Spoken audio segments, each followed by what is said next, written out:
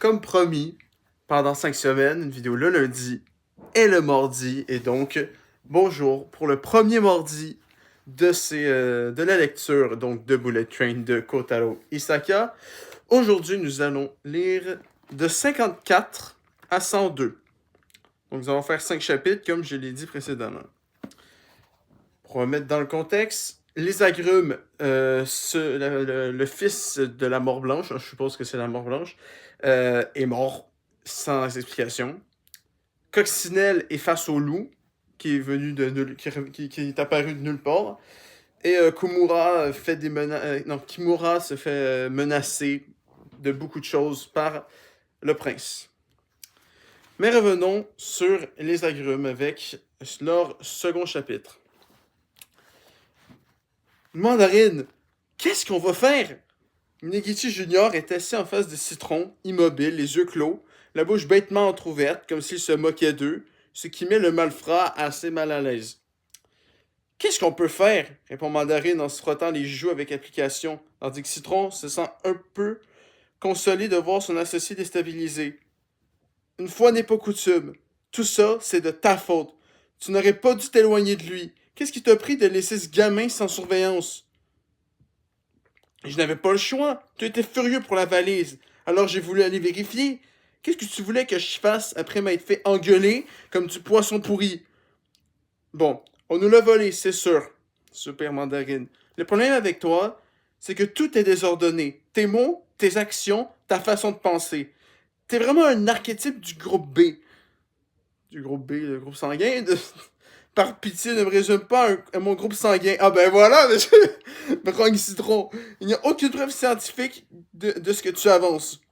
Quand tu prends au sérieux ce genre de truc, tu as l'air vraiment débile. Si ta théorie était avérée, cela signifierait que tu es organisé et diligent pour la simple raison que tu es du groupe A.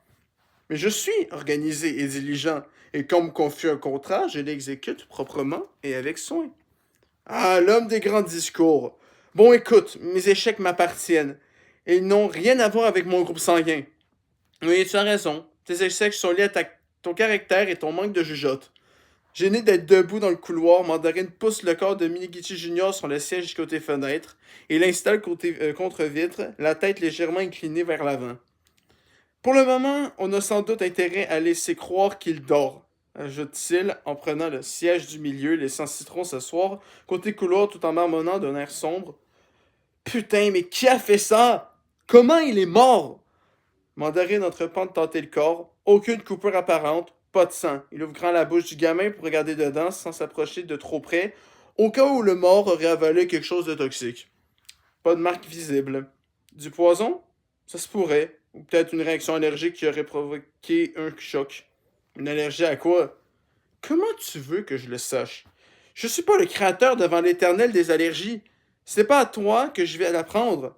Qui sait, peut-être que tout ça, c'était trop pour lui. Le kidnapping, puis le sauvetage et le manque de sommeil. Il devait être tellement crevé que son cœur a lâché. C'est possible, ça, d'un point de vue médical? Citron, tu m'as déjà vu feuilleter un manuel médical? Tu es toujours en train de bouquiner. Mandarine, c'est vrai, a toujours un livre sur lui, où qu'il aille, même au boulot. Et il se met à lire au moins de temps mort.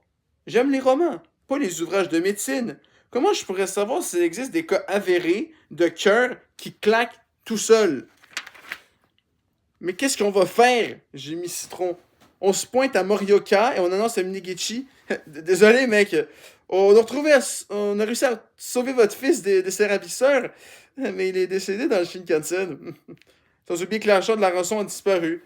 À la place du Minegichi, je ne serais pas content. C'est clair, je serais furax. Mais bon, quand on y pense, il attendait bien nos frais dans sa villa qu'on fasse le boulot. Il n'était pas certain, mais une rumeur courait selon laquelle Minegichi était en vacances en compagnie de sa maîtresse et de leur fille illégitime. Son fils se fait kidnapper, lui il part en voyage avec sa meuf. Non mais n'importe quoi. Leur gamine est encore à l'école primaire et il paraît qu'elle est super mignonne. Wow, s'il te plaît, j'ai déjà assez de trucs louches dans l'ancien, dans le livre de hier. Rien à voir avec l'héritier. Ce gauche de riche poids-plume, ce moins que rien. Pas difficile de deviner lequel des deux le préfère. Eh bien, maintenant, le poids-plume a passé l'arme à gauche. Cela dit, si ça se trouve, c'est ce que Minigichi espérait secrètement. Peut-être qu'il ne nous en voudra pas trop. Tu plaisantes? Imagine une minute que tu possèdes une voiture que tu n'aimes pas vraiment, mais que quelqu'un d'autre te la plante. Tu serais quand même énervé, non? Et puis, il a sa réputation à préserver. Au moins, au moment où Citron semble sur le point de se lamenter de nouveau sur leur situation, Mandarine pose un doigt sur sa bouche et tente de rassurer. Chut, on va trouver une solution. Une solution, c'est ton truc. Crétin, va. Citron s'agite, inspecte la zone près de la fenêtre et du corps, tripote les plateaux fixés au siège, feuillette les magazines rangés dans les poches des dossiers.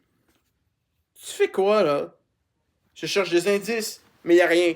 Satané gosse de riche. Quel genre d'indice?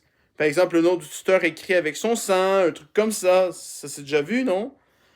Dans les romans policiers, à la rigueur, mais dans la vraie vie, ça m'étonnerait. Tu dois avoir raison. Découragé, Citron repose les magazines, mais continue de fureter autour du cadavre. Je doute qu'il ait eu le temps de laisser le moindre indice avant de mourir. Il n'a même pas saigné, alors comment aurait-il pu écrire quoi que ce soit avec son sang? Citron est irrité par la logique sans faille de Mandarine. Claquer comme ça n'aide pas les gens à résoudre l'affaire. Souviens-toi, si quelqu'un tente de te tuer, fais en sorte de laisser derrière toi des indices utiles, genre le nom de l'assassin. Et, et puis au moins indique clairement qu'il s'agit d'un meurtre, d'un suicide ou d'un accident. Sinon, c'est vraiment relou. Moi, quand je tirerai ma révérence, ce ne sera pas un suicide. Autant j'admire Virginia Woolf et Mishima, une belle ref à Mishima, je suis content. Autant le suicide, ce n'est pas mon truc. J'ai la ref. Virginia, qui?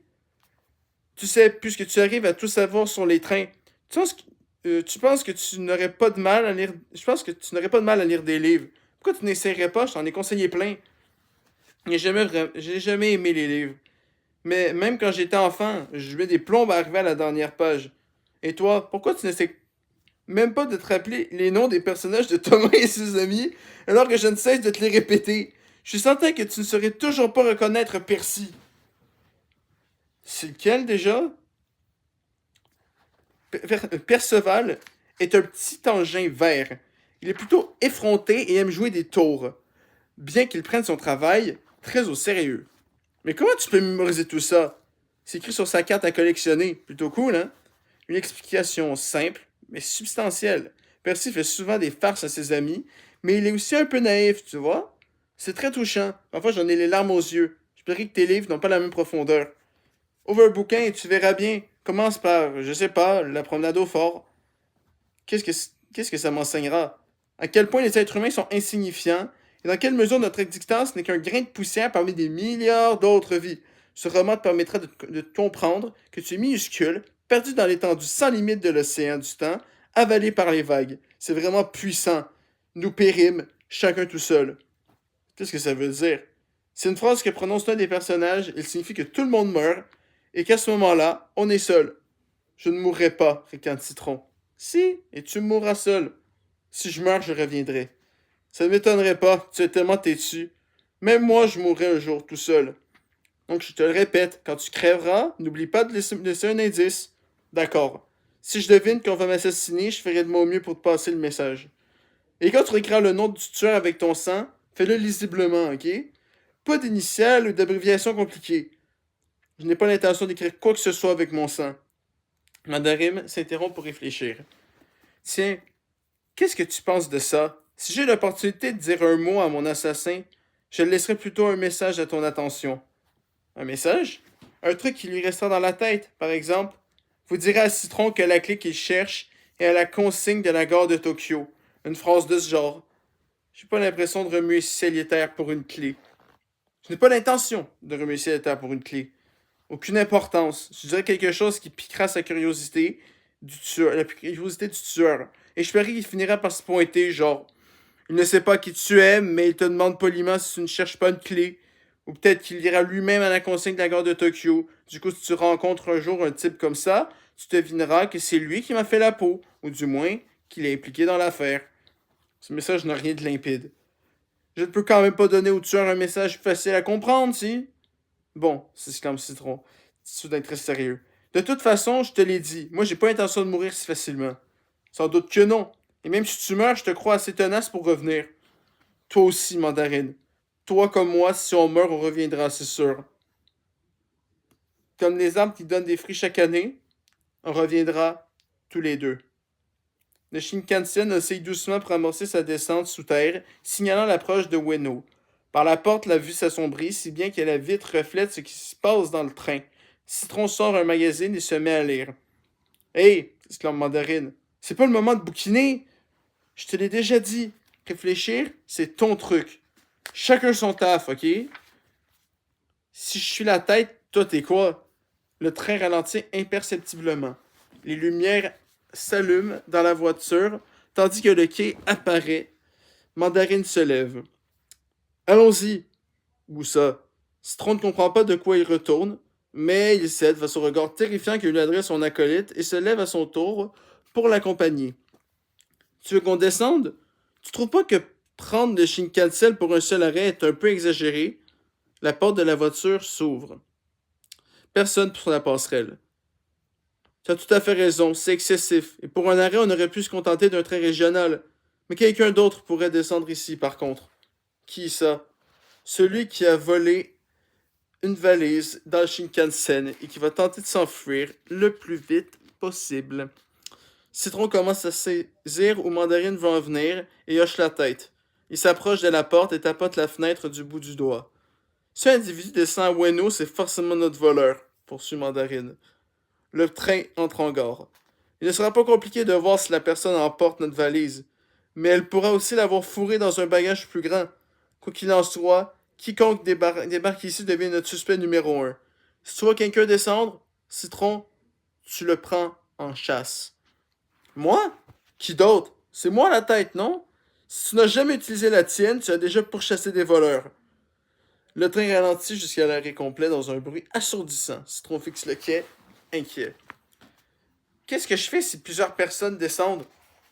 Tu t'en prends à celle qui te paraît le plus louche, rétorque sèchement Mandarine. T'es marrant, de nos jours personne n'a l'air bien net. La porte s'ouvre, Mandarine descend sur le quai. Citron sur ses talons, et il scrute les va-et-vient des voyageurs. Tous deux ont des yeux perçants, le moindre mouvement, même lointain, ils le remarqueront. Personne ne débarque. Il y a bien un type un peu bizarre, plus à l'avant du train, devant la voiture 5 ou 6. Un type qu'ils ne reconnaissent pas et qui porte une casquette plate. Il pointe un doigt menaçant vers l'intérieur du wagon, sinon rien de particulier. Le train s'étire sur plus d'1 kilomètre et Mandarine se rend compte qu'en fait, il ne peut apercevoir le bout du quai. Dit-il de savoir ce qui se passe à l'avant, remet-il. Je doute que le voleur se soit aventuré si loin. À partir de la voiture 11, c'est le Komachi, en direction d'Akita, alors que nous sommes dans le Hayate. Les deux trains sont assemblés pour le moment, mais on ne peut pas circuler de l'un à l'autre. Pourquoi rien n'est simple? Parfois les trains sont d'un chien. Et Mandarine, faut pas dire chien. Une petite musique retentit alors sur le quai, signalant le départ du Shinkansen. Une poignée de gens montent à bord, mais personne ne descend. Maintenant, on fait quoi? Demande Citron. Y a rien à faire, dit Mandarine, à part remonter. À peine sont-ils de nouveau à bord que le train se met en marche et gravit la pente pour rejoindre la lumière du jour. Une version tintanabulante, ils ont cherché des mots, de la musique de départ retentit également dans le wagon. Citron retourne à son siège en sifflotant, mais son humeur s'assombrit dès qu'il voit Minegichi Junior appuyé contre la fenêtre. C'est comme si on lui rappelait brutalement qu'il devait s'occuper d'une tâche désagréable, ce qui est pourtant logique, puisqu'il va falloir régler cette histoire très clairement déplaisante. Eh bien, nous y revoilà, s'exclame-t-il, en se rassaillant sur le siège côté couloir et en croisant les jambes. Qu'est-ce qu'on fait maintenant? Sa confiance en son associé est un véritable acte de foi.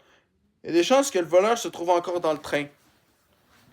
Est-ce qu'il me reste des balles?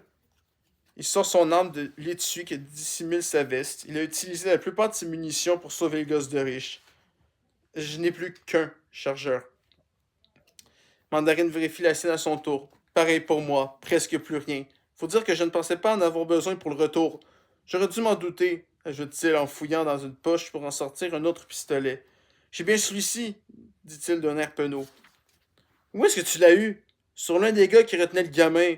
Comme je le trouvais mignon, je l'ai piqué. Mignon? Les armes à feu n'ont rien de mignon. Y a pas d'autocollant. Thomas collé dessus. Mignon, c'est pour Thomas et ses amis et pour les enfants. Les trucs mignons et les flingues, ça n'a strictement rien à voir. Non, pas ce genre de mignon, répond Mandarine avec un sourire en coin. En fait, il est truqué. Il ne peut pas tirer de balles. Regarde. Il pointe le canon en direction de Citron qui détourne le visage. Hé, fais gaffe, c'est dangereux. Non, je te dis, ce truc est un pistolet à explosion. Il ressemble à un pistolet normal, sauf que le canon est bouché. Il est truqué. Si tu essaies de tirer avec, il explose. Pourquoi quelqu'un aurait besoin d'un truc pareil? C'est un piège. Le gars qui l'avait semblait vraiment vouloir que je le lui prenne. Ce que j'ai fait, mais sans appuyer sur la gâchette. Sinon, bang! Le pistolet m'aurait explosé dans la main. Et fin de l'histoire. Heureusement que tu t'es méfié. T'es vraiment un type prudent. Je ne suis pas spécialement prudent. C'est toi qui es négligent. Tu vois un bouton, tu appuies dessus. Si c'est une ficelle pendouille devant ton nez, tu tires dessus. Si tu recevais une enveloppe bizarre par la poste, tu l'ouvrirais et tu reniflerais l'entaxe. Si tu le dis. Citron déplie ses jambes et se lève sans quitter Mandarine du regard. J'ai jeté un coup d'œil, dit-il en désignant du menton l'avant du train, pour voir si je ne remarque pas quelqu'un de louche. Celui qui nous a piqué notre valise doit bien être quelque part. On a un peu de temps jusqu'à Omiya. Si ça se trouve, le voleur l'a caché et il est assis là à jouer le mec décontracté. Le moindre type bizarre, tu ne le quittes pas des yeux. Je m'en doute. Mais discret, hein, sans lui donner l'impression que tu le mates. Sinon, pas de scène.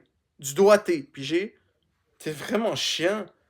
Je me suis laissé dire que chiant n'était pas poli, réplique Mandarine. Allez, on se bouge. Parce que si on n'a pas le fric avant l'arrivée du train à Omiya, on va en prendre pour notre matricule. Sans blague? Un soldat de Minegichi nous attend au tournant, tu te rappelles? Vraiment? Tous les détails reviennent à Citron.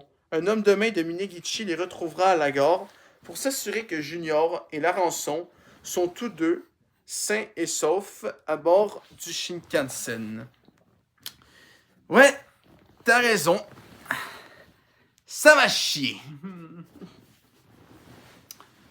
Revenons maintenant sur le point de vue de Coccinelle. Donc, le Coccinelle 2, techniquement. Pardon. Je me replace. Voilà. Coccinelle 2. Donc, je rappelle que Coccinelle est devant le loup. Quelle surprise de te trouver ici, semble lui dire les yeux brillants du loup, qui le saisit par le col et le repousse contre la porte opposée. Le train sort en trombe de la station Ueno, prenant de plus en plus de vitesse, tandis que le paysage urbain défile sous leurs yeux. Nanao tente de protester et bredouille qu'il devait descendre là, mais le loup lui ferme le bec de son avant-bras et le plaque contre la vitre. Posé devant l'autre porte, la valise est sans surveillance et Nanao craint que les vibrations du train ne la fassent rouler au loin. À cause de toi, j'ai perdu une partie de mes dents du fond, éructe le loup. Des bulles de salive au coin de ma bouche. Et elles me manquent. Toi, il te manque des trucs vraiment chelous, hein. Je le savais, pense Nanao avec résignation. J'avais deviné qu'une chose de genre arriverait. Sa mâchoire lui fait mal sur le bras du loup, mais plus que par la douleur physique, il est consterné par la tournure que prennent les événements. Pourquoi aucun de mes contrats ne se passe jamais sans accroc? À présent, il va devoir rester dans le train jusqu'à Omiya, ce qui accroît les chances de tomber nez à nez avec le propriétaire de la valise. Et pour couronner le tout, le loup crache des insultes et secoue la tête dans tous les sens, une pluie de pellicules s'échappant de ses longs cheveux filasses. Répugnant. Le train tangue et le loup titube, relâchant la pression sur la mâchoire de Nanao. « Je suis désolé, sincèrement, balbutie ce dernier aussi vite qu'il le peut. Faisons la paix, ok? Propose-t-il en levant les mains en l'air. Évitons de faire une scène à bord du Shinkansen. On pourrait aller jusqu'à Omiya et descendre, toi et moi, pour discuter de tout ça, tranquillement. Tranquillos.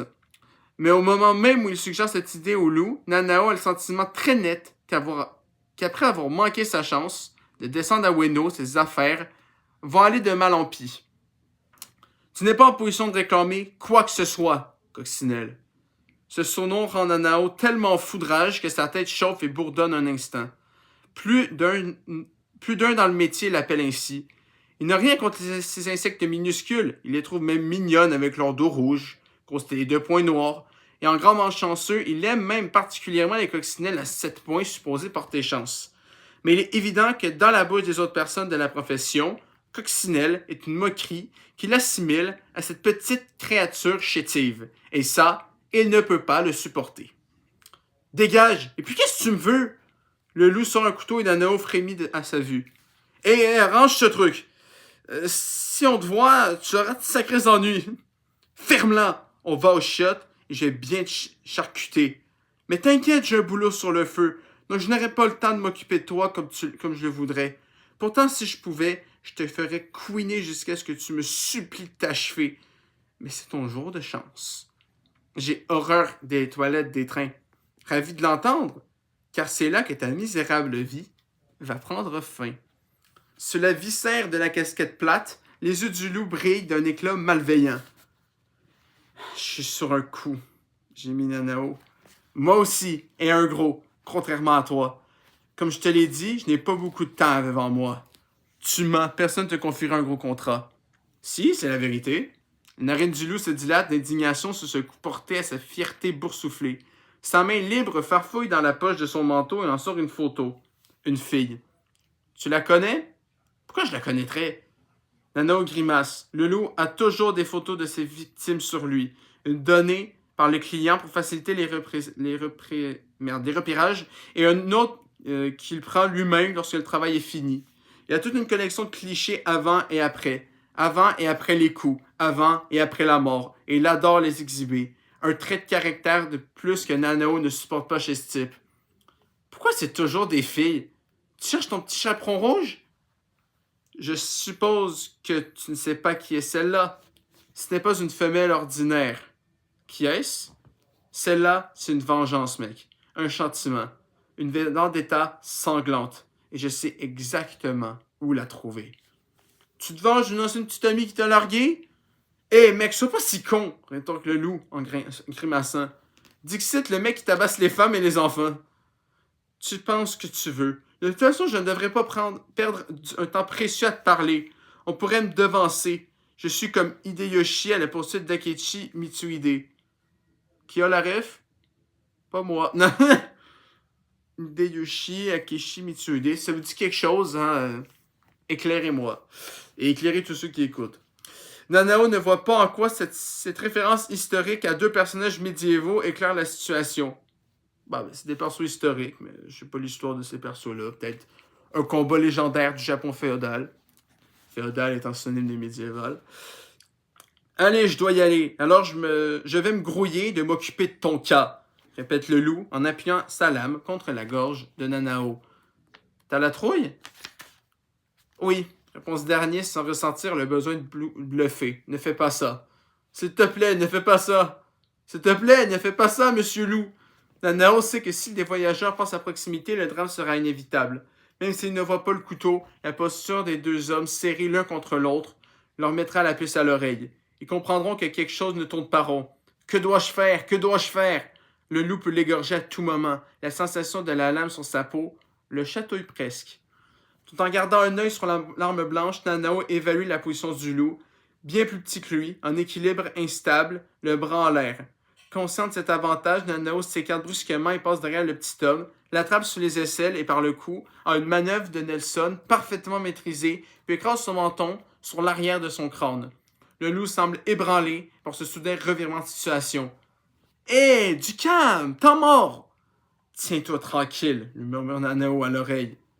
Tu vas paisiblement regagner ta place. Moi, je ne cherche pas d'ennui. Nanao est devenu expert dans l'art de briser les nuques. Plus jeune, il a affiné sa technique à loisir, comme un joueur de foot s'entraînant à jongler du pied avec un ballon, jusqu'à être capable de le faire sans réfléchir. Si vous saisissez la tête de quelqu'un, il s'agit de bien juger l'angle et la vitesse. Puis une simple torsion suffit. Mais son Nanao n'a pas l'intention de tordre le cou au loup et n'a aucune envie que les choses deviennent encore plus compliquées.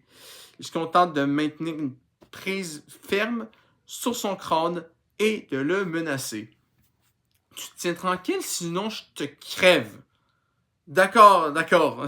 Lâche-moi, balbutie-t-il.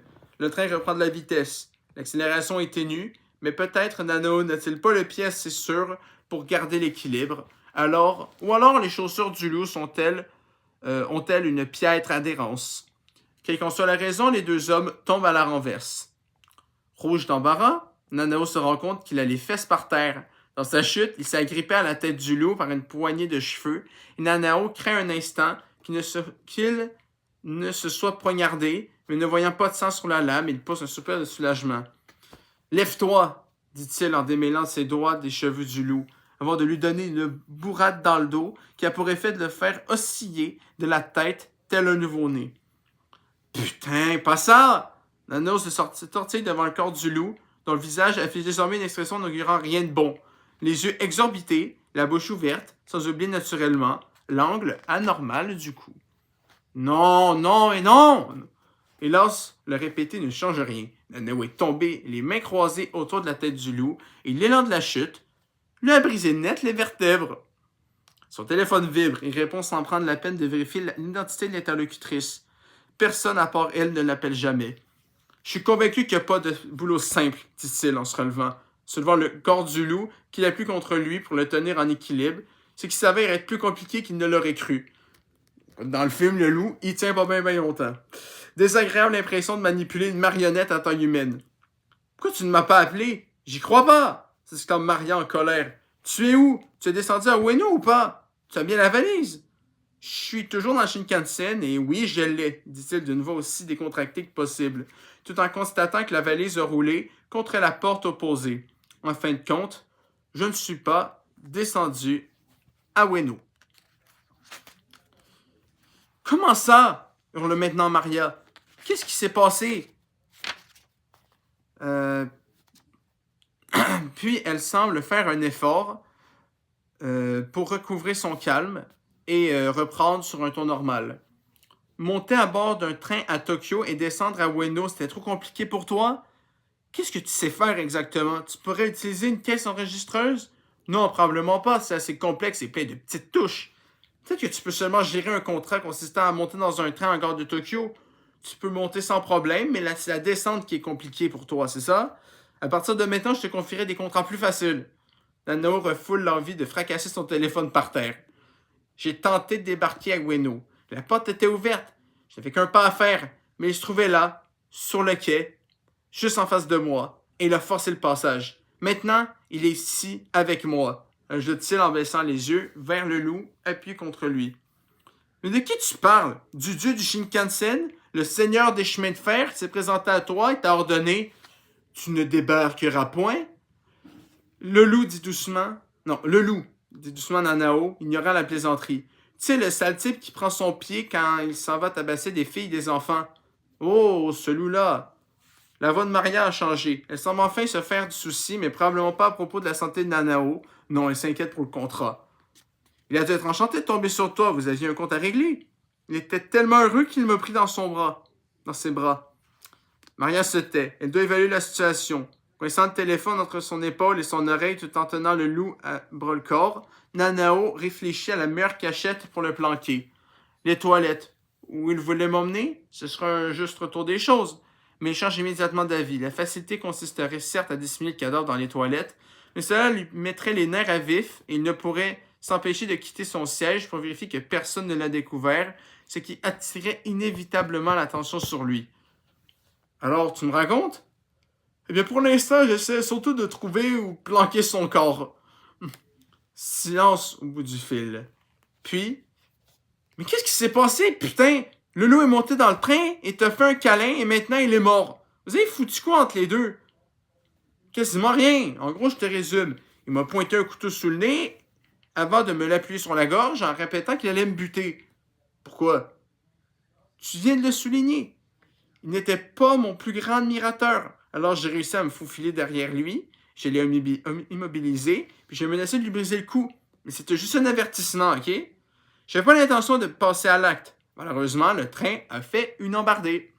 C'est un classique dans les trains. Voilà donc ce qui s'est passé. Je n'arrive pas à croire que Lou se soit pointé à ce moment précis, lâche Nanao, d'une voix emplie de frustration. Interdiction de dire du mal des morts, dit Maria avec sérieux. Tu n'avais pas besoin de tuer, tu sais. Mais je ne voulais pas le tuer. Il a glissé. Nous sommes tombés, son cou s'est brisé. C'est pas une erreur, c'est une fatalité. Je n'ai aucune sympathie pour les hommes qui se cherchent des excuses. Interdiction de dire du mal des vivants, plaisante Nanao. Mais Marianne n'est visiblement pas d'humeur. Et sa blague tombe à plat. Bref, je tiens Lou dans mes bras à cet instant précis et je me sens complètement désemparé, tu sais. Je n'ai aucune idée de ce que je peux faire de son cadavre. Au moins, où vous êtes, tu peux bien rester sur la passerelle et faire croire que vous vous êtes fait un câlin, répond-elle sur un ton quelque peu désespéré. Deux hommes qui s'embrassent dans le train pendant que tout le trajet Ueno-Omiya, ça me semble peu réaliste. Si tu cherches un scénario plus réaliste, trouve un siège et installe-le dessus. Mais fais gaffe que personne ne te voit le porter jusque là-bas. Tu pourrais l'asseoir à ta place, ou à la sienne si tu trouves son billet. Nanao acquiesce. Cela lui paraît une bonne idée. Merci, je vais tenter le coup. Le portable du loup dépasse de la poche poitrine de sa veste bon marché. Nanao s'en empare avec le sentiment que ça pourrait être utile et le range dans la poche de son pantalon. N'oublie pas la valise, ajoute Maria. Tu fais bien de me le dire, j'y pensais plus. Prends-en bien soin, moi je vais me pieuter, poursuit-elle en poussant un profond soupir. C'est le milieu de la journée. Je suis resté debout toute la nuit à regarder des films. Les 6 Star Wars d'affilée. Je te rappelle plus tard. Kimura 2. À présent, Kimura se tortille en tous sens et fléchit poignets et chevilles dans l'espoir de trouver un moyen de se défaire des sangles et du ruban adhésif qui l'immobilise. Mais ses liens ne cèdent pas. Il y a forcément un truc, Yuichi. Un souvenir de son enfance remonte à la surface. Quelqu'un qui s'adressait à lui. Une scène à laquelle il n'a pas pensé depuis des années. Peut-être même qu'il n'y a pas songé une seule fois depuis qu'elle s'est produite. Cela se passait dans la maison de ses parents. Un homme d'une vingtaine d'années avait les bras et les jambes attachés et son père riait. Voyons comment tu vas réussir à te dépêtrer de tes liens, Shigeru. Sa mère se tenait à proximité et rigolait de bon cœur elle aussi. Kimura, encore en âge d'aller à la maternelle, était avec eux. Ce Shigeru était un ancien collègue de travail de son père. Il venait lui rendre visite de temps en temps. Un homme honnête et sincère, avec quelque chose de fringant. Shigeru considérait le père de Kimura comme une sorte de mentor, et il adorait le petit garçon. Tu sais, ton papa était terrifiant dans son travail, Yuichi. Tout le monde l'appelait le Condor. Le père de Kimura et son jeune ami partageaient le même prénom, et c'est ce qui les avait rapprochés au début. Tu vois, un autre perso, on a vu la baleine hier, là on a le Condor, deux personnes qui n'existent pas dans le film. Kimura se souvenait que lorsqu'ils buvaient ensemble, Shigeru se plaignait souvent de son travail. C'est un boulot pénible, vous savez. Je songe à m'orienter vers autre chose. À ces mots, Kimura avait compris que les adultes avaient aussi leurs problèmes et qu'ils n'étaient pas toujours aussi forts qu'ils en donnaient l'impression. Puis sa famille avait perdu tout contact avec Shigeru. Ce dont Kimura vient de se rappeler, c'est la fois où le jeune homme avait tenté d'imiter un artiste escapologiste à la télévision. Escapologiste, encore là un mot, dites-moi c'est quoi. J'en suis parfaitement capable, avait-il prétendu en voyant la personne se débattre pour rompre ses liens. Les yeux de Kimura étaient posés sur l'écran, et pendant ce moment où il ne le regardait pas, Shigeru était parvenu à détacher la corde. Comment a-t-il fait? Comment y arriver moi aussi? Il creuse dans sa montagne de souvenirs, espérant trouver une information cruciale, un indice sur la façon dont Shigeru aurait pu se libérer, mais rien ne lui vient à l'esprit. Pardon, monsieur Kimura, je vais aux toilettes. Le prince se lève et s'avance dans l'allée. Kimura le regarde dans son blazer. Un gamin de la haute avec toutes les opportunités à portée de main. Je n'en reviens pas de recevoir des ordres de ce morveux. Oh, je vous rapporte à boire? Une petite canette de saké, peut-être? Sur cette pique, le prince s'éloigne vers l'arrière du train. Il y a des toilettes plus proches dans l'autre direction, mais Kimura ne dit rien. Pas de doute, c'est un gosse de riche. Tout lui est dû. Un collégien de la haute à l'homme pourri. Il se remémore alors leur première rencontre, quelques mois auparavant. À croire que dans ce livre, tous les personnages entre genre 15 et 20 ans, c'est des gosses de riches. Ce matin-là, il était rentré chez lui sous un ciel rempli d'imposants cumulonimbus, après avoir travaillé de nuit à l'hôpital de Kuraicho. Une fois à la maison, Wataru s'était plaint d'avoir un mal de ventre et Kimura l'avait emmené chez le pédiatre. Normalement, il aurait dû le déposer à la crèche et se mettre au lit, mais ce jour-là, il n'en avait pas eu la possibilité, et la fatigue lui martelait le crâne. La salle d'attente était bondée. Bien sûr, il était exclu de boire un coup devant tout le monde, mais ses mains tremblaient. Il lui semblait que tous les autres gamins avaient des symptômes moins graves que Wataru, et les voir cachés derrière leur masque l'agaçait de plus en plus. Foutu imposteur, il devait laisser passer en premier ceux qui sont vraiment malades. Il jetait des regards furieux aux parents qui les entouraient. Et chaque fois que la secrétaire passait devant lui, ses yeux s'attardaient sur son cul. Moi, c'est clair. Il s'était avéré que les symptômes de Wataru n'étaient pas graves non plus. D'ailleurs, juste avant que ce soit leur tour, le petit garçon s'était tourné vers lui pour murmurer d'un air penaud « Papa, je me sens mieux. » Mais Kimura avait refusé de rentrer sans avoir vu le médecin. Après cette longue attente, il avait fait en sorte que son fils fasse semblant d'avoir encore mal au ventre et obtenu une prescription avant de quitter le cabinet. Une fois dehors, Wataru lui avait demandé d'un ton hésitant « Papa, tu as bu ?» Dès que Kimura avait su que son fils se sentait mieux, de soulagement, il s'est autorisé une gorgée et Wataru avait dû s'en rendre compte. Il s'était dit que si son fils avait continué à avoir mal, poussé par l'inquiétude, il aurait pu trop boire d'un coup. Mais là, il pouvait se contenter de se rincer le gosier vite fait. Alors, il avait sorti sa flasque de sa poche, s'était tourné face au mur afin de ne pas être vu et avait avalé une petite gorgée. Il empruntait tous les jours au travail sa flasque remplie d'un cognac bon marché, en cas de besoin. Il se persuadait que c'était comme pour ces gens qui souffrent d'allergie, qui se baladent avec un spray nasal dans la poche. Ou les gens asthmatiques avec leur... je sais pas, je me rappelle plus le nom, mais j'en ai déjà eu une. Voilà, peu importe. Ou un épipène. S'il ne pouvait pas, il ne pourrait plus se concentrer. Ses mains se mettraient à trembler. Il risquait alors de lâcher sa torche d'agent de sécurité et de bâcler son travail. Avoir toujours de l'alcool sur lui, c'est comme garder à portée de main des médicaments pour une maladie chronique. Il s'était convaincu qu'il en avait besoin pour bien remplir sa mission. Wataru, tu savais que le cognac est un spiritueux distillé et que le phénomène de distillation remonte à la Mésopotamie? Bien sûr, Wataru ignorait ce qu'était la Mésopotamie. Tout ce qu'il comprenait, c'est que son père se trouvait encore des excuses, mais c'était un mot amusant à prononcer. Mesopotapota. En français, ils appellent ça de l'eau de vie. Tu sais ce que ça signifie? L'eau qui donne la vie. C'est pas cool? L'eau qui donne la vie? Je me demande si c'est écrit comme ça en japonais. Parce que c'est écrit en français, non. Je me demande si c'est différent dans d'autres langues. Le dire lui faisait du bien. C'était d'ailleurs la vérité. Chaque gorgée lui permettait de continuer à vivre en quelque sorte. Le docteur était surpris que tu sentes l'alcool, papa. Il portait un masque. Mais même avec le masque, il le sentait. C'est de l'eau qui donne la vie. Alors on s'en fout si ça sent un peu. Le docteur le sait bien, avait marmonné Kimura. Sur le chemin de la maison, tandis qu'il traversait la galerie marchande, Wataru avait eu envie d'aller faire pipi. Kimura était parti avec lui en quête de toilette. Il n'en avait pas au premier étage. Kimura avait grommelé un flot de malédictions tandis qu'il prenait l'ascenseur jusqu'au deuxième et passait devant une multitude de magasins pour enfin trouver des toilettes tout au fond. Tu peux y aller tout seul, hein? Je t'attends ici. Il avait tapoté les fesses de son fils avant de s'installer sur un banc juste en face. Dans un magasin d'accessoires, une vendeuse au gros sein portait un chemisier décolleté et il avait l'intention de profiter de la vue un moment. Ouais, je peux y aller tout seul, avait déclaré fièrement Wataru. Le petit garçon était ressorti des toilettes après ce qui avait semblé ne durer qu'une seconde à Kimura. En baissant les yeux, il avait constaté qu'il avait sa flasque à la main. Quand est-ce que je l'ai sorti de ma poche? Je m'en souviens pas. Le bouchon est toujours vissé, donc je ne dois pas en avoir bu. C'était comme s'il reconstituait les faits et gestes d'une autre personne. Eh bien, c'était rapide. Tu veux y aller? Oui, mais c'était plein. Plein? Plein de pipi? Non, il y avait plein de grands garçons.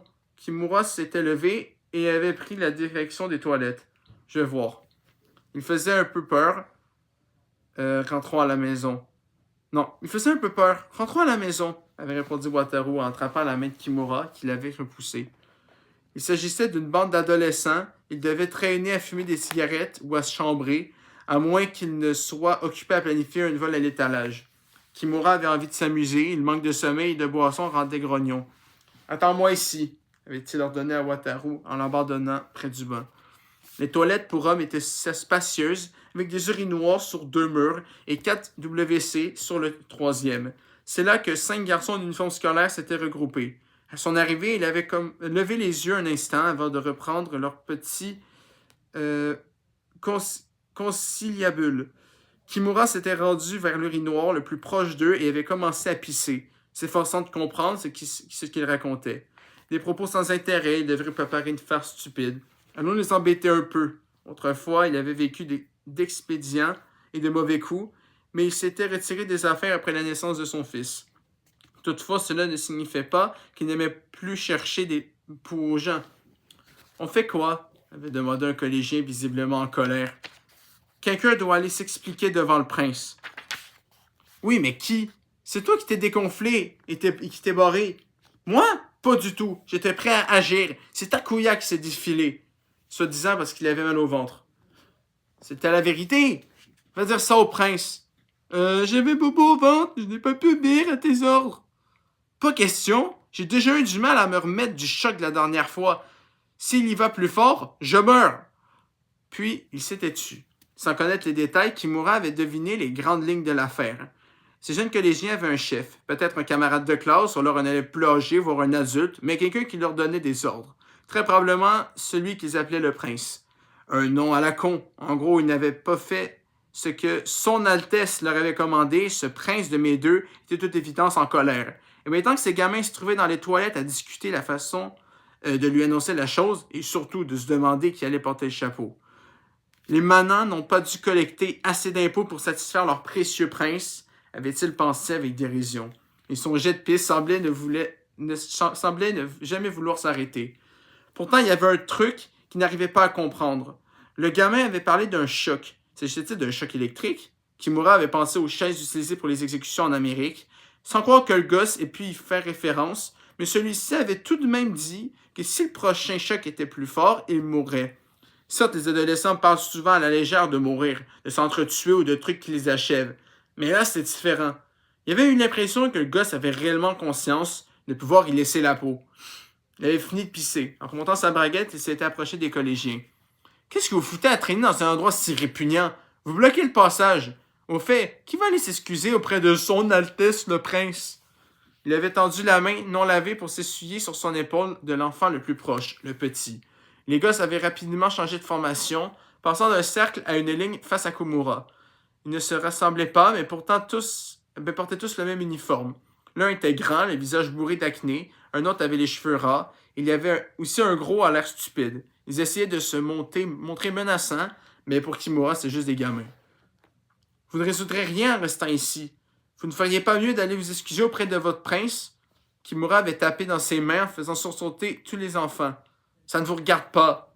Sors d'ici, le vieux. » Il n'avait pas pu s'empêcher de sourire en les voyant prendre leur air le plus mauvais alors qu'ils étaient encore manifestement si innocents. « Vous vous entraînez tous les matins à faire cette tête de dur devant le miroir?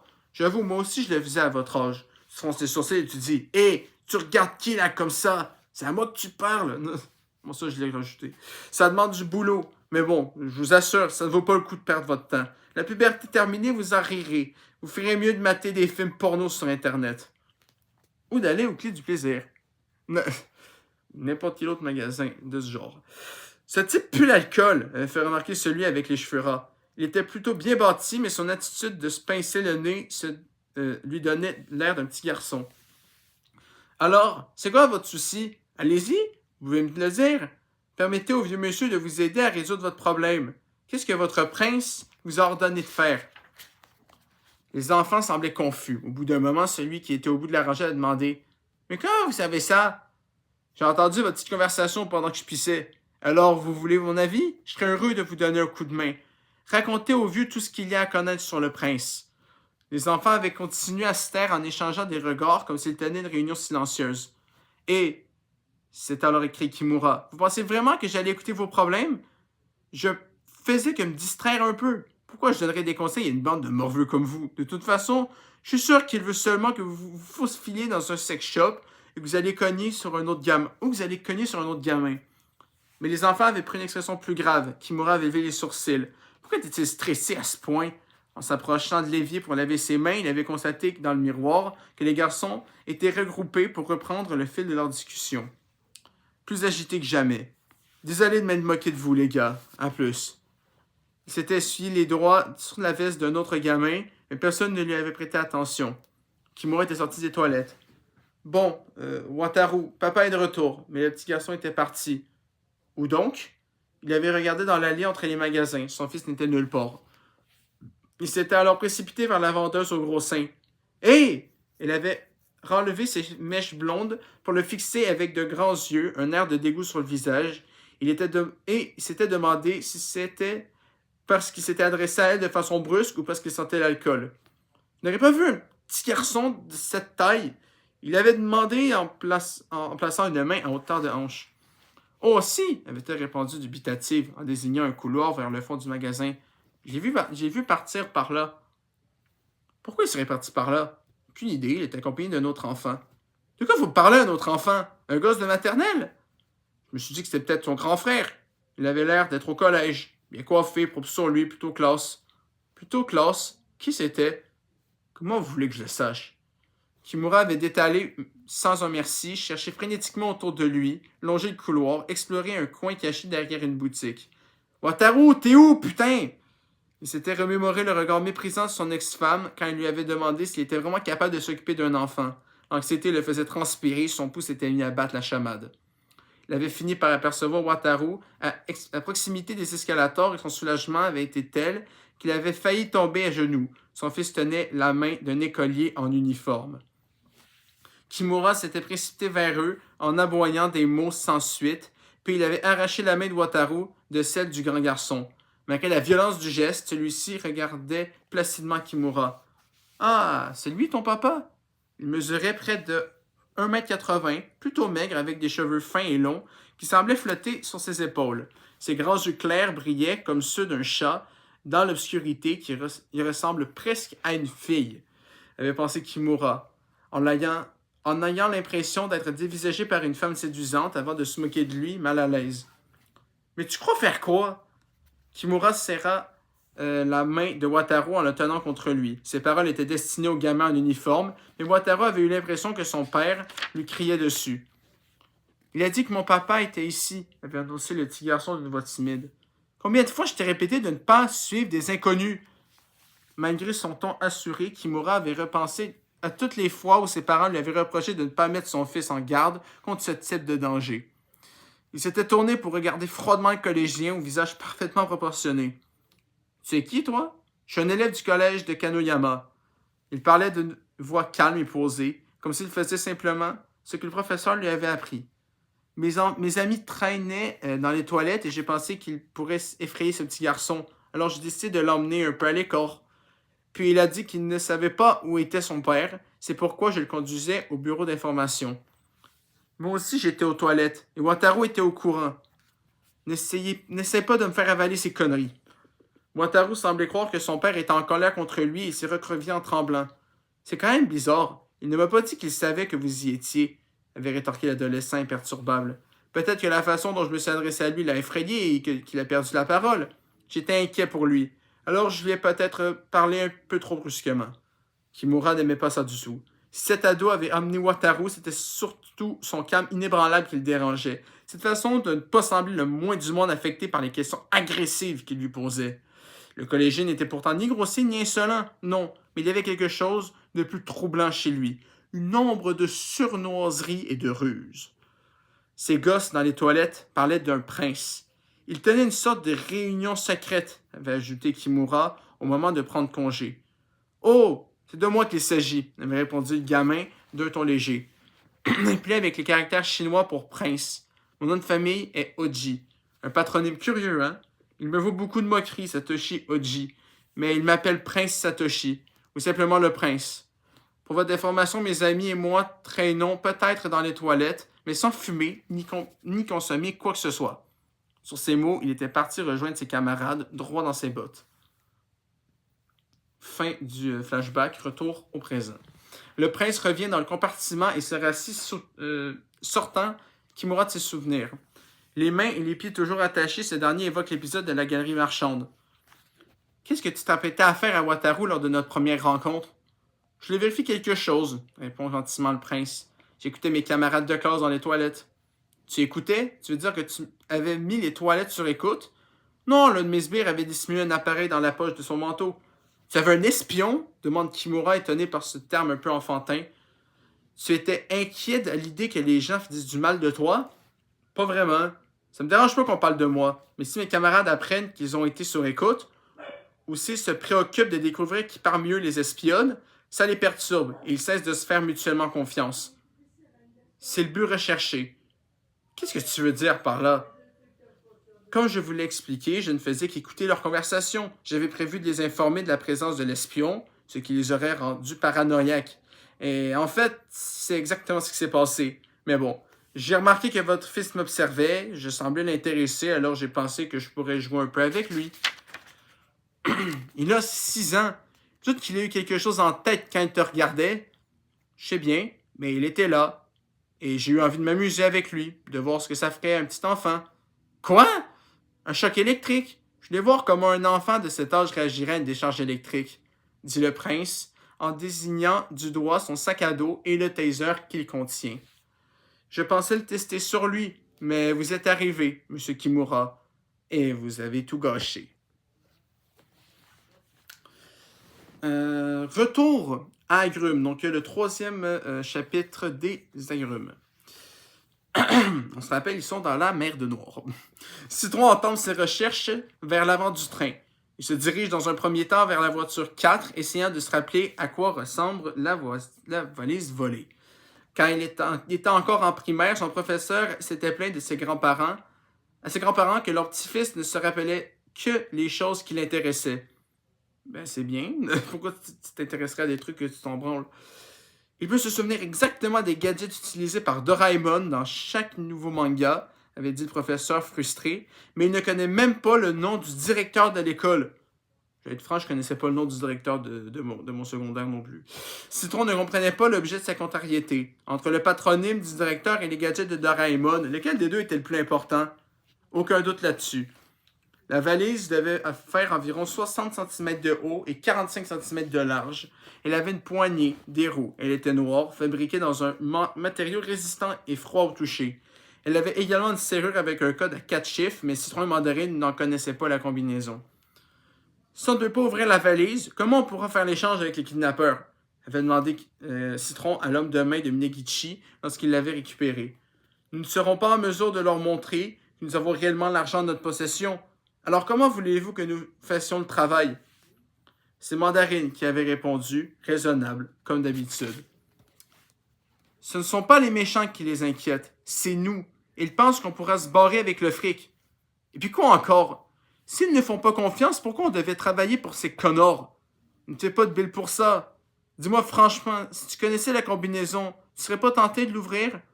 Plus tard, Mandarine avait suggéré de marquer la mallette d'une manière ou d'une autre, et Citron avait sorti un autocollant d'enfant de sa poche pour le coller près de la poignée. C'est vrai, la valise est reconnaissable grâce à l'autocollant. À l'entrée de la voiture 4, Citron tombe sur la jeune femme qui pousse le chariot des rafraîchissements. Elle semble faire un inventaire et tape quelque chose sur un petit appareil portable. Et, vous n'avez pas vu quelqu'un avec une valise noire à peu près de cette taille? Pardon, c'est un tel avant d'ajouter. Une valise? Par-dessus son uniforme, un tablier bleu lui donne l'apparence d'une femme de ménage. Ouais, une valise, un bagage pour transporter des trucs, vous savez, de couleur noire. Je l'avais laissé dans l'espace de rangement, mais elle a disparu. Je suis désolé, je ne peux pas vous aider. Elle semble déstabilisée par son regard et se glisse derrière le chariot comme pour se protéger. Tu ne peux pas m'aider, hein? Je suppose que non. Citron entre dans la voiture 4. Le doux sifflement de la porte qui s'ouvre lui rappelle l'intérieur d'un vaisseau spatial vu dans un film une fois.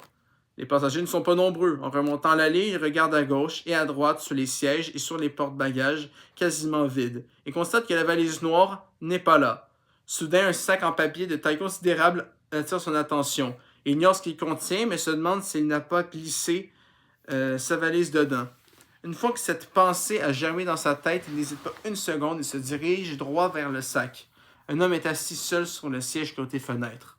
À première vue, l'individu paraît un peu plus âgé que lui, peut-être la trentaine. Il pourrait s'agir d'un étudiant fraîchement diplômé, mais qu'il porte un costume. Il lit un livre dont la jaquette ne porte pas de titre.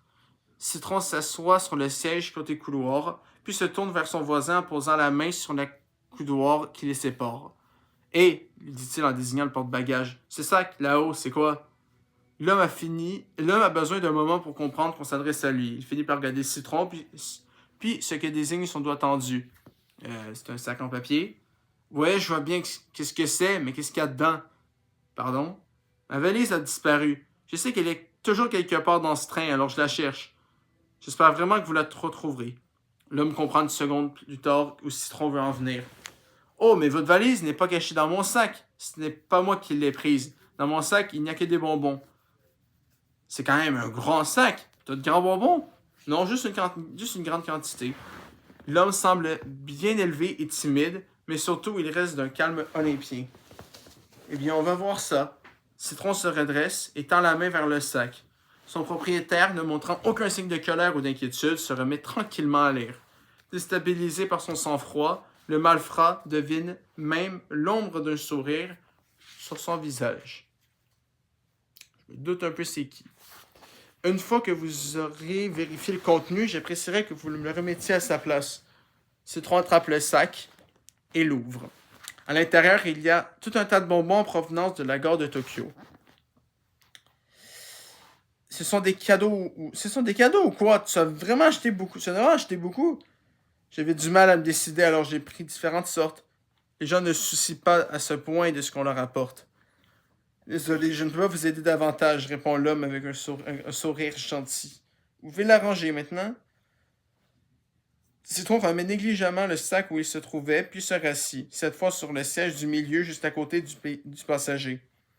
Tu es absolument certain de ne pas savoir où est ma valise? Demande-t-il en se balançant avant et en arrière agité. L'homme regarde Citron, mais ne dit rien. C'est bizarre. En général, les gens ont peur ou se mettent en colère si quelqu'un arrive à l'improviste pour fouiller dans leur affaire. Et toi, tu es là, tranquille. C'est comme si tu étais attendu à me voir. Tu me fais penser à un criminel avec un alibi solide qui garderait son calme pendant l'interrogatoire. Oh non, inspecteur, j'étais au bar machin à cette heure-là. Même chose. Tu savais exactement quoi répondre quand je suis arrivé, n'est-ce pas? Ne dites pas n'importe quoi. Les yeux de l'homme se plissent et il lui lance un regard perçant lorsque la jaquette du livre glisse, laissant enfin voir son titre à Citron, buffet d'hôtel avec des photos de nourriture dessus. Ça me rappelle les procès en sorcellerie du Moyen Âge. Vous savez quand autrefois on affirmait que toute femme qui niait être une sorcière apportait la preuve d'en être une. Vous pensez qu'il y a quelque chose de suspect chez moi parce que je n'ai pas peur de vous? Demande-t-il en reformant son livre. J'ai été surpris sans aucun doute. Vous vous asseyez à côté de moi, sorti de nulle part, et vous exigez de contrôler mon sac. J'ai tellement été pris de court que je n'ai pas su comment réagir. Tu parles, tu n'as pas l'air si surpris que ça. Qu'est-ce que tu fais comme boulot au fait? Je suis professeur de classe préparatoire dans un petit établissement. Un prof, hein? Je ne me suis jamais attendu avec les profs. Mais il faut dire que tous ceux que j'ai eus avaient peur de moi. Aucun ne s'est jamais montré aussi détendu que toi. Tu as l'habitude de t'occuper de délinquants juvéniles ou quoi? Vous préférez que j'ai peur de vous? Pas vraiment. Si j'essayais juste de me comporter en être humain normal, ce n'est pas comme si je m'efforçais à ne pas paraître effrayé. Il semblait légèrement déconcerté. Mais si je ne vous crains pas, c'est peut-être parce que je me suis retrouvé dans une situation difficile il y a quelque temps. Depuis, c'est vrai, je me sens plus désinvolte. Peut-être même pourrait-on dire que je suis devenu insensible. Une situation difficile? Citron fronce les sourcils. Un de tes mauvais élèves t'a frappé? L'homme plisse à nouveau les yeux, son visage se renfrogne, puis il se met à sourire comme un petit garçon.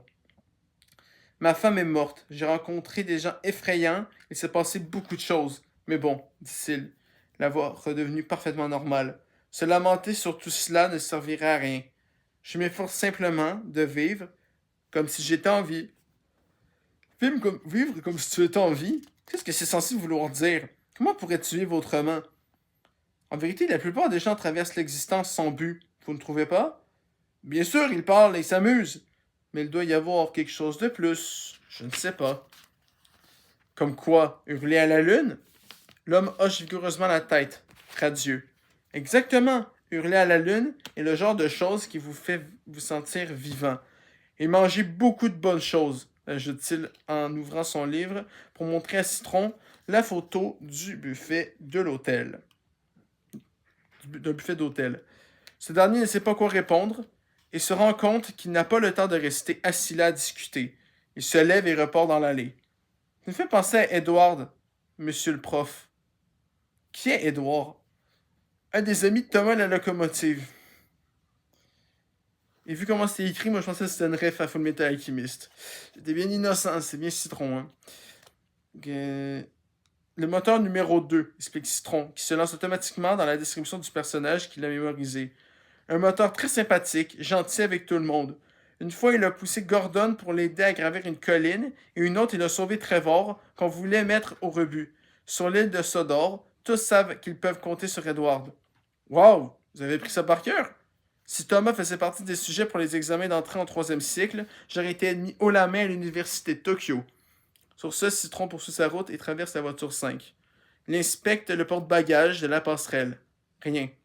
C'est au milieu de la voiture 6 qu'il croise le gamin, qu'il n'a même pas vu arriver. Le gars a semblé surgir de nulle part, et soudain il se retrouve face à face dans le couloir. On dirait un collégien, un petit beau gosse comme on en voit tous de nos jours. Des yeux clairs, un nez bien proportionné, une sorte de petite poupée dont on ne saurait dire si elle est plutôt garçon ou fille. Hé, toi, tu me cherches? Lance Citron, en se demandant comment se comporter pour que ce gamin le prenne pour un dur. Trop mignon pour être honnête. Il lui rappelle Percy le train vert. Vous avez perdu quelque chose? Je vous ai vu regarder dans les toilettes. Le gosse a des airs d'étudiant modèle, ce qui met Citron mal à l'aise. Lui qui n'a jamais pu s'entendre avec les intellectuels. Une valise. De couleur noire. De cette taille. Tu ne l'aurais pas aperçu par hasard? Mais si, bien sûr, je l'ai vu. Citron regarde le gamin droit dans les yeux. Ah ouais, tu l'as vu? Le collégien recule d'un pas, sans se laisser impressionner. J'ai vu quelqu'un qui portait une valise de cette taille, dit-il en mimant les dimensions, de couleur noire. Il pointe alors le doigt vers l'avant du train, qui à cet instant prend de la vitesse, faisant légèrement tituber Citron. À quoi ressemble le type? Fait le gamin en se touchant le menton et en penchant la tête, les yeux au ciel comme s'il se creusait la tête. Voyons voir. Il était vêtu d'un pantalon de couleur sombre et d'une veste en jean. Une veste en jean, hein? Quel âge tu lui donnerais? La petite trentaine, je dirais. Oh, il portait des lunettes noires. Plutôt bel homme. Merci pour le tuyau. Le gamin balait de la main son remerciement. Non, ce n'était rien, et il affiche un sourire si éclatant qu'il illumine toute la voiture. Citron sourit lui aussi, ironiquement. Ton sourire angélique, là, c'est parce que tu as un cœur en or pur ou parce que tu as le culot de te moquer d'un adulte? Ni l'un ni l'autre, répond le gamin sans hésiter. C'est juste ma façon de sourire. Et dis-moi, ça te plairait qu'à bord du Shinkansen, tous les enfants sourient comme toi en toute innocence, les yeux brillants? Vous appréciez le Shinkansen, monsieur? Qui n'apprécie pas de voyager à bord du Shinkansen? Personnellement, je préférais la série 500, mais le Hayate est super aussi. Cela dit, si tu veux connaître mon train favori, eh bien c'est celui du duc de Boxford. Ben quoi? Ajoute Citron, face à la moue perplexe du gamin. Tu connais pas Spencer? Tu ne gardes pas Thomas et ses amis? je crois... Je crois que je regardais cette série quand j'étais gamin. Oh, mais tu es toujours petit, bon sang! Grogne Citron. Tu as un visage à la Percy. Puis il poursuit sa route vers la voiture suivante, à la recherche du type décrit par le gamin, mais s'arrête net devant l'écran numérique au-dessus de la porte. Des lunettes se déplacent vers la gauche et on peut bien lire à la une. Le premier gros titre lui apprend qu'un serpent a été volé dans une minimalerie de Tokyo. Rappelez-vous le film. Apparemment une espèce rare. Le motif du vol n'est pas connu, mais Citron se dit qu'on doit chercher à revendre l'animal. Puis vient l'histoire suivante. 13 morts dans la tuerie de Fujisawa Kongocho. Les caméras de sécurité ont été sabotées. Ils étaient 13. Cette pensée ne déclenche chez lui aucun sentiment particulier.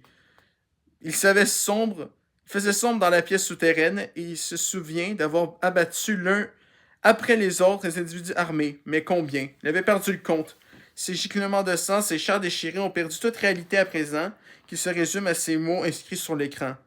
Sale affaire, déclare le gamin, qui debout derrière Citron lit lui aussi les nouvelles. 13 victimes quand même. J'en ai au moins 6 à mon actif, probablement plus. Et Mandarine s'est chargé du reste. Ça te fait pas mal de monde, mais c'est pas non plus un record absolu. Pardon? Citron regrette immédiatement ce qu'il vient de laisser échapper et tente de changer de sujet. Et tu sais comment s'appelle officiellement ce truc? Un dispositif de diffusion d'informations aux voyageurs. Quoi? Ce truc qui sert à retransmettre les infos. Oh, ça! Inquiète le gamin dont la bouche se tord en sourire. Je vais t'expliquer, dit Citron, avec un frémissement des narines. Il existe deux types d'informations. Celles qui sont rédigées directement depuis la cabine du contrôleur et celles qui proviennent du dépôt central de Tokyo. Celles du train sont du genre, en quelques instants, le train entrera en gare de... Tout le reste, c'est diffusé depuis le dépôt central. Par exemple, quand il y a un accident quelque part et que ça perturbe les horaires, les informations en temps réel sont enregistrées à Tokyo pour ensuite diffusées à bord des voitures. Et pour les infos locales et nationales, c'est tout aussi fascinant. On retransmet à tour de rôle les gros titres des 6 principales rédactions. Et ce n'est pas tout. Je pense que nous bloquons le passage, dit le gamin sur un ton ferme, en tirant Citron à lui. Coincée derrière eux, la préposée aux boissons esquisse un mouvement de recul à la vue du malfrat, comme si elle déplorait de le voir apparaître continuellement sur son chemin. Mais j'avais plein d'autres trucs cool à t'apprendre sur les trains. Des trucs cool? Répète le gamin dubitatif. Quoi, tu n'as pas trouvé ça cool, la diffusion des informations de voyageurs, tout ça? Ça ne t'a pas ému? C'est un Citron tout à fait sincère. Enfin, peu importe. Je te remercie pour ton aide. Si je trouve ma valise, c'est sera grâce à toi, et la prochaine fois que je te vois, promis, je t'achète des bonbons. Dernier chapitre du jour, Coccinelle 3. Un passager s'avance dans la direction de Nanao, un garçon mince vêtu d'un blazer. Nanao éteint son portable et le range dans la poche arrière de son pantalon cargo tout en s'efforçant de reprendre son calme. Il soutient le corps du loup contre la fenêtre tout en étant conscient que s'il ne trouve pas la bonne position, la tête va balloter de façon troublante. Tout se passe bien pour vous? Demande le gamin en s'arrêtant à côté de Nanao. À l'école, ses professeurs ont dû lui inculquer l'habitude de se soucier des personnes qui paraissent en difficulté. Et c'est bien la dernière chose dont Nanao a besoin. Oh oui, tout va bien. Mon collègue a un peu trop bu et la tête lui tourne. Répond Nanao en s'appliquant à ne pas parler trop vite. Hé, réveille-toi! Ajoute-t-il en donnant un léger coup de coude au cadavre. Ça fait peur aux enfants. Voulez-vous que de l'aide pour le ramener à sa place? Non, tout va bien, je passe un bon moment. Un bon moment? Moi, à faire un câlin à un macabé en admirant le paysage? On dirait que quelqu'un a fait tomber un truc, déclare le gamin en regardant par terre. Il s'agit d'un ticket de Shinkansen, probablement celui du loup, qu'il a dû perdre lors de sa chute. Désolé, tu peux le ramasser pour moi? Demande Nanao, à la fois parce qu'il lui serait difficile de le faire lui-même, et aussi parce qu'il a le sentiment que satisfaire le penchant de ce gamin à être aimable avec les gens serait une bonne chose. Merci beaucoup, dit-il en hochant la tête lorsque le gamin lui remet le ticket. L'alcool est vraiment une chose terrifiante, dangereusement le garçon.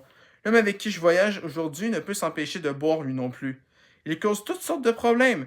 Plus tard, conclut-il, avant de se tourner vers l'entrée de la voiture 6 et de remarquer la valise abandonnée devant la porte de la passerelle. C'est à vous aussi, ça, monsieur? De quelle école il sort, ce gamin? Nanao voudrait voir disparaître le plus vite possible, mais il semble déterminé à rester dans le coin et à se rendre utile autant qu'il le peut. Où est-ce qu'ils apprennent aux ados à être si serviables? Se sentant de plus en plus frustré, Nanao a le temps de penser que si un jour il y a des enfants, il essaiera de les inscrire dans le même établissement. Mais pour l'heure, il est une fois de plus victime d'un manque de chance. Dans sa situation, sa rencontre fortuite avec ce gamin débordant de charité et de bienveillance n'est pas ce qui pouvait lui arriver de mieux. Oui, c'est à moi, mais tu peux la laisser là. Je la récupérerai plus tard, dit-il d'une voix trop dure qu'il tente de maîtriser. Mais si vous l'abandonnez ici, on pourrait vous la voler, insiste le gamin. Si vous vous montrez vulnérable, les gens vous marcheront dessus. Eh bien, je ne m'attendais pas à ça de ta part, déclare Nanao, exprimant sa pensée à voix haute. Moi qui me disais que ton école t'avait donné foi en les êtres humains, inculqué la doctrine de la bonté inhérente et tout le tintouin. Qu'est-ce qui vous fait croire ça? Cette doctrine à la bonté humaine inhérente paraît lui être parfaitement familière, ce qui dérange un peu Nanao. Quand je pense que moi, je viens seulement de la découvrir grâce à Maria, c'est difficile à dire. Parce qu'il me semble que ton école est peuplée d'enfants de cœur, je suppose. Je ne crois pas que les gens naissent intrinsèquement bons ou mauvais. Ils le deviennent, c'est ça. Non, je pense que le bien et le mal sont une question de point de vue. Saperlipopette! T'aurais pu prendre une meilleure interjection. Est-ce que les collégiens s'expriment vraiment ici de nos jours? Se demande Nanao, décontenancé. C'est bon, je t'assure, affirme-t-il lorsque le gamin lui propose à nouveau son aide pour la valise. Je m'en charge. S'il continue à insister, ça va vraiment l'énerver. Qu'est-ce qu'il y a dedans? Aucune idée. Une réponse honnête lâchée dans un moment d'abandon. Le gamin éclate de rire, pensant qu'il s'agit d'une blague. Ses dents blanches et luisantes sont parfaitement alignées et il semble vouloir ajouter quelque chose. Mais après un instant, il fait des adieux sonores et se dirige vers la voiture 6. Avec un soupir de soulagement, Nanao serre le cadavre du loup contre lui et fait un pas vers la valise. Il doit à tout prix trouver un moyen de se débarrasser du corps, puis du bagage, et fit ça. Dans la voiture 3, le propriétaire ne s'est peut-être pas encore rendu compte de sa disparition. Je peux t'assurer que oui. Mais cela ne tarderait pas, et quand ça arriverait, il fouillera le train de fond en comble. Un bras autour du cadavre et la main opposée agrippée à la poignée de la valise, Nanao jette à gauche et à droite un regard désemparé. D'abord, trouver un siège où asseoir le corps, ses yeux tombent sur la poubelle encastrée dans la cloison avec un trou pour les bouteilles et les canettes, une fente étroite pour les magazines et le papier, un grand rabat pour les autres déchets. Puis il remarque une petite protubérance sur le mur, tout près de la fente pour les magazines. Ça ressemble à un trou de serrure, mais sans ouverture, juste une petite bosse circulaire. Sans réfléchir, il tend la main et appuie dessus. Une pièce métallique sort avec un clic. C'est quoi ce truc? Il la tourne. Ce qu'il pensait être un mur est en réalité un panneau qui s'ouvre avec un grand espace comme un casier divisé en deux par une étagère. Dans la partie inférieure, un sac en plastique coloré très résistant recueille les ordures. C'est là que le personnel de nettoyage doit collecter les déchets. Mais plus intéressant encore, l'étagère supérieure est vide. Sans réfléchir, Nanao resserre sa prise sur le corps et soulève la valise de sa main libre, bandant ses muscles en prenant de l'élan pour la faire basculer sur l'étagère. Puis il referme immédiatement le panneau. Son inquiétude s'apaise un peu grâce à la découverte de cette cachette inespérée. Puis, redirigeant ses pensées vers le cadavre, il vérifie le ticket que le gamin a ramassé pour lui. Voiture 631, c'est-à-dire la plus proche, dans la voiture juste ici. Le meilleur endroit pour déposer le loup sans éveiller les soupçons. Ça y est, les choses commencent à aller dans mon sens. Enfin, est-ce vraiment le cas? 2 coups de chance pour un type habituellement en proie à la poisse. Une petite voix tire dans sa tête la sonnette d'alarme, lui hurlant que la situation peut se dégrader d'une minute à l'autre. Tandis qu'une autre voix se lamente à l'idée qu'après deux coups de bol, il n'y en ait plus jamais. Le paysage défile par la fenêtre. Des grues sur les toits de bâtiments en construction, des rangées d'immeubles d'habitation, des traînées d'avions dans le ciel, le tout disparaissant à une vitesse constante. Il positionne le corps entre lui, porté un homme adulte sur son dos attirait l'attention à coup sûr, alors il place le loup à son côté, épaule contre épaule, comme s'il se lançait dans une course à 3 pattes. Quelques pas maladroits. Cela manque de naturel, mais il ne voit pas d'autre moyen. La porte de la voiture 6 s'ouvre devant eux. Nanao entre et se laisse tomber avec le cadavre sur le biplace, situé directement à sa gauche, pour être le moins visible possible. Après avoir installé Lou près de la fenêtre, il prend place sur le siège côté couloir, par chance inoccupé, et s'autorise un léger soupir de soulagement. Jusqu'à ce que le loup commence à glisser vers lui. Il s'empresse de le repousser contre la fenêtre, agençant ses bras et ses jambes du mieux qu'il peut pour maintenir son équilibre. Nanao ne s'est jamais vraiment habitué à la vue d'un corps sans vie. Alors qu'il tente de le stabiliser pour l'empêcher de balloter, il essaie d'abord de lui caler le coude sur le rebord de la fenêtre. Mais le loup doit être trop petit car cette position ne paraît pas naturelle. Il passe ainsi plusieurs minutes à tâtonner pour trouver une position acceptable, mais un instant plus tard, le corps s'affaisse irrémédiablement sur lui-même, telle une avalanche au ralenti. Maîtrisant à grande peine sa frustration, Nanao tente une fois de plus d'arranger le corps avec soin, appuyant le loup contre la fenêtre et s'efforçant de donner l'impression d'un homme profondément endormi. Puis il tire la casquette sur son nez pour faire bonne mesure. Son téléphone vibre, un appel de Maria. Nanao se lève et retourne sur la passerelle. Tu dois absolument descendre à Omiya. Nanao a un sourire acide. Quel besoin a-t-elle de lui dire ça? Alors, tu apprécies ton voyage en Shinkansen? Je n'ai pas eu un instant pour en profiter, et ça a été un vrai casse-tête, mais j'ai enfin réussi à installer le loup à sa place. On croirait qu'il dort. J'ai aussi gâché la valise. Voyez-vous ça? Tu as des informations sur le propriétaire? Seulement qu'il se trouve dans la voiture 3. Rien de plus sur lui? Si je savais à quel genre d'individu j'ai affaire, ça m'aiderait beaucoup. Je n'ai rien d'autre. Je te le dirais sinon. Sainte Maria, secourez-moi. Debout près de la porte, il sent les vibrations du train sur les rails. Le téléphone collé à l'oreille, le front contre la fenêtre. Il a froid et regarde les immeubles défiler sous ses yeux. Quelqu'un entre dans la passerelle. Nanao entend la voix des toilettes s'ouvrant et se refermer aussitôt, suivi d'un bruit bien reconnaissable d'un claquement de langue exaspéré. Quelqu'un chercherait-il quelque chose dans les toilettes? Il risquait un coup d'œil et apercevait un homme, grand et mince, vêtu d'une veste et d'une chemise grise, les cheveux hérissés comme s'il sortait du lit. Son regard est agressif, celui d'un type prêt à se battre avec quiconque croise son chemin. Nano le reconnaît immédiatement. Oui, ça me rappelle bien quelque chose, dit-il au téléphone, en essayant de conserver le ton naturel du passager ordinaire qui discute en contemplant le paysage, le dos tourné à l'homme. Quelque chose ne va pas? Maria n'a pas manqué de remarquer le changement soudain du ton de Nanao. Je veux dire, tu sais, c'est comme si il gagne du temps jusqu'à ce que l'homme entre dans la voiture 6 et que la porte se referme derrière lui. Puis il reprend sa voix normale. Je viens de voir passer un mec que je connais. Quoi, qui? Une célébrité? Un des jumeaux. C'est de qui je parle? Celui qui travaillait dans le même secteur. Que nous. C'est pas Citron et Lime? Citron et Mandarine, répond Maria d'une voix tendue. Ils ne sont pas jumeaux, mais ils se ressemblent tellement que tout le monde pense qu'ils le sont. Dans le film, c'est l'inverse. Ils disent tout le temps que c'est des jumeaux, mais ils se ressemblent vraiment pas. En fait, ils n'ont rien à voir l'un avec l'autre. L'un d'eux vient de passer. Dans les grandes lignes, Citron est celui qui est fan de Thomas et ses amis, le dessin animé avec les petits trains, et Mandarine est le titre sérieux qui lit tout le temps. Citron est un archétype du groupe B et Mandarine du groupe A. S'ils se marieraient, leur union se solderait à coup sûr par un divorce. Je ne peux pas deviner son groupe sanguin comme ça, rétorque Nanao sur un ton léger pour dissimuler sa nervosité. Si seulement il avait pu porter un t-shirt avec un petit train dessus. Tu penses que la valise lui appartient? Lâche-t-il, enfin avec appréhension.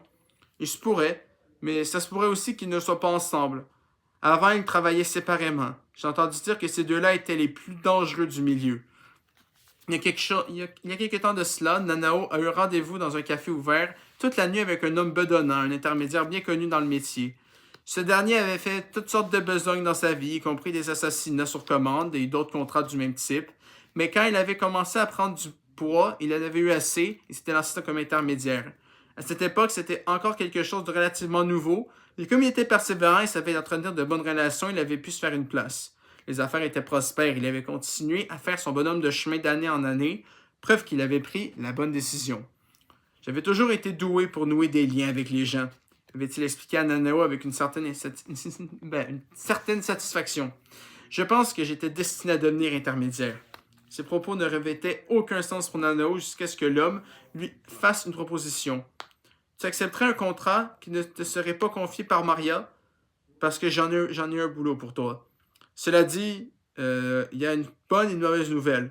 Ce type parlait toujours en termes de bonnes et de mauvaises nouvelles. On vient de lire 100 pages. On est rendu à la page 100.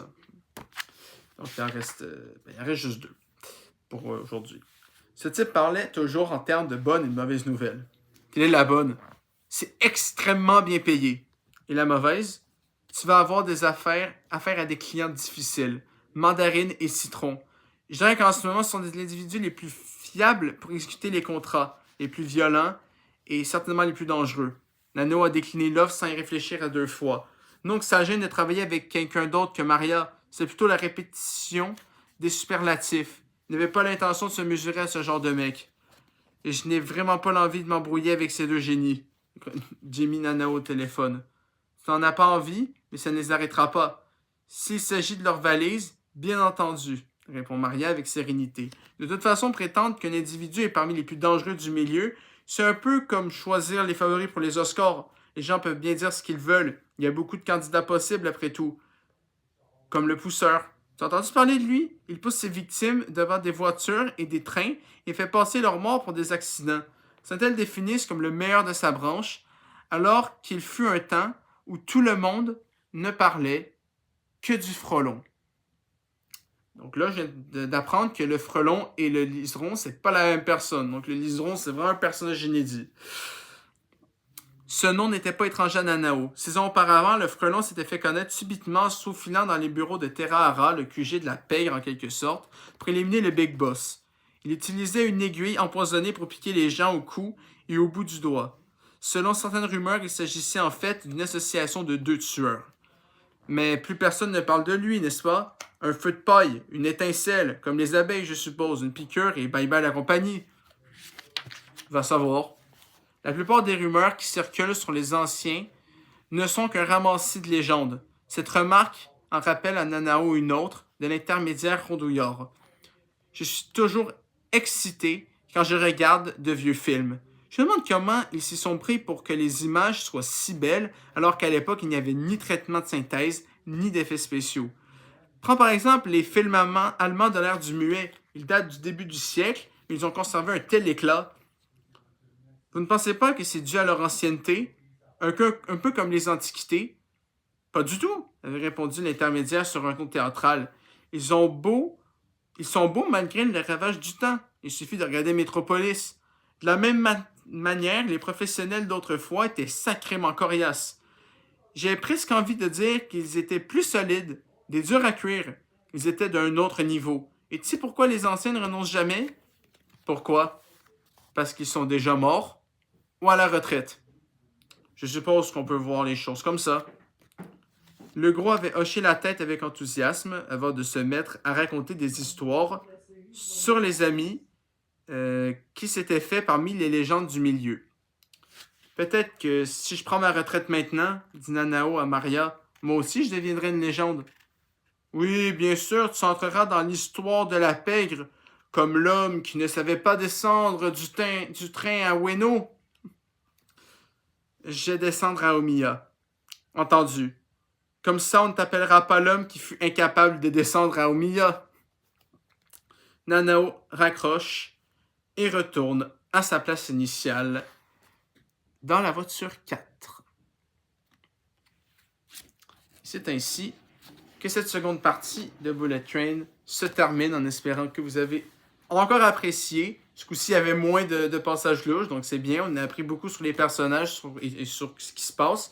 Et on a aussi vu que le film est très différent du roman. Et ça fait plaisir parce qu'on voit l'inspiration que le film a pris du livre, mais c'est pas un copier-coller. Ça fait plaisir de découvrir une œuvre qui est pour moi, je dirais, environ 75-80%. Non, c'est pas 75. 70-75% inédite. Donc pour cette semaine, c'est terminé. On a fait les 3. On a fait les vidéos de la semaine. Donc je vous dis à la semaine prochaine pour 2 autres parties. On va lire de 103 à 161 le lundi et de 162 à 206 mardi. Donc à dans 6 jours pour connaître la suite de ce roman qui, avec seulement une centaine de pages, seulement une centaine, qui avec ce premier corps, premier cinquième, nous a déjà prouvé qu'il mérite amplement qu'on s'intéresse à son cas jusqu'au bout.